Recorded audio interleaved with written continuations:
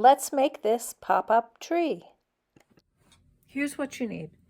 You need a 7.5-inch square of a thin paper with some body, though. You don't want something too flimsy or flexible like Thai Unryu. It needs to have a little bit of crispness. You can make this out of any paper. I have a decorative green. I have a translucent vellum that's goldish. And this is a Japanese paper with a little bit of a design on it. So I'm thinking of a tree covered with snow. There's a template. Just check the notes. There's some supply information down there. And then you'll need scissors or a knife and a cutting mat, a ruler, some glue stick or double-sided tape, and a bone folder and a Japanese screw punch are optional. Okay, we're going to do a series of folds first, and I've got my pattern side face up. Again, this is a very subtle pattern, and I'm going to fold my paper in half in this direction,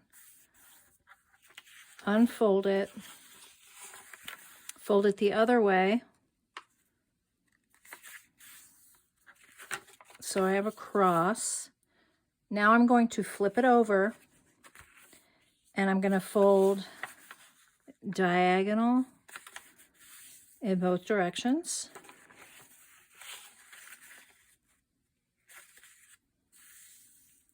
I'm going to flip it over again, and I can push in the center here, and all of my folds will naturally come together to create this diamond shape. Now I'm going to fold from the end that's closed. So these ends are open, this end is closed. From that point, I'm going to fold down along the center line, and folding 2 layers. And you can use a bone folder if you want to get a nice crease. And then I'm going to take this other side and do the same thing. So it's 2 layers, but not 4 layers. And then I'll flip over and do the same thing on this side.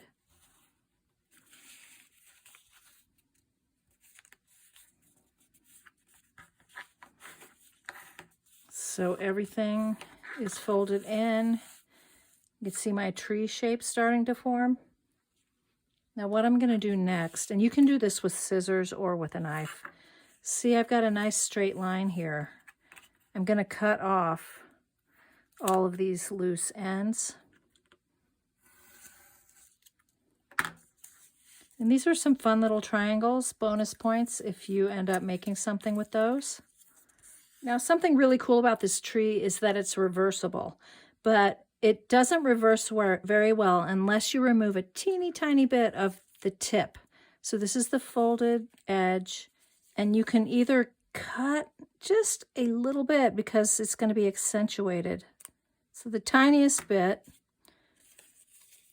I'm going to open this up to show you. See how big of a hole that made? So just the tiniest bit. And if you have a Japanese screw punch, I've got about that same size hole, you can open this up and punch it instead of doing that cut.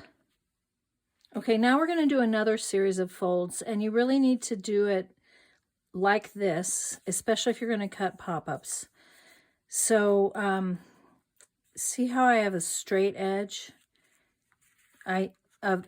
Here's the triangle, and I want all of these folds that are inside of that triangle to be valleys. So I've got a triangle here, and I'm going to make that a valley fold, and then this is a mountain, valley. You're just going to have to reverse some of these folds, but I'm just going to go around and make an accordion around that center. And that's pretty easy to do because I cut that hole. If I didn't have that hole there, this would be trickier. So you want the triangle with the flat edge to be valley. We'll go around and make all of those folds. And that is our basic tree shape. You don't have to do any other cutting if you don't want to. You could just have this be your tree. And here's what's fun. If you had a double-sided paper, this is reversible. And it's just a little bit different around the edges.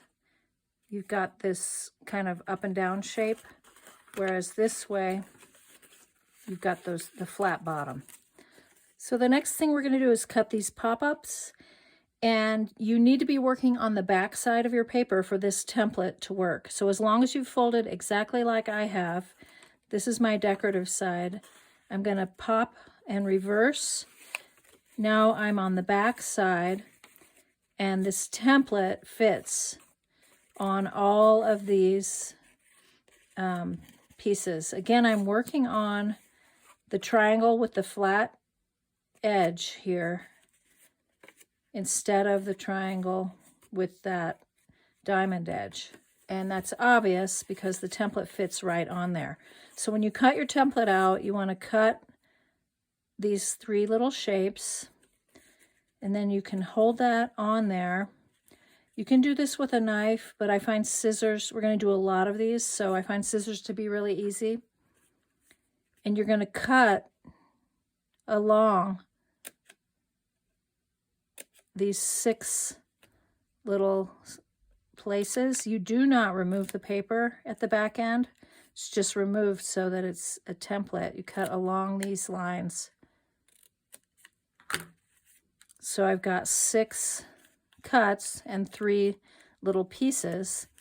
And then you'll do the same thing along every one of those triangles. And then the next thing you do is you will fold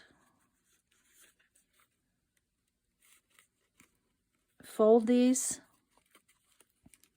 so they're pretty much straight.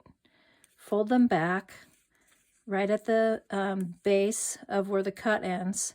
So see, these are designed to just go right to that next fold. And then I want you to flip this over and reverse that fold. So you're going to fold it back the other way, all 3 of these.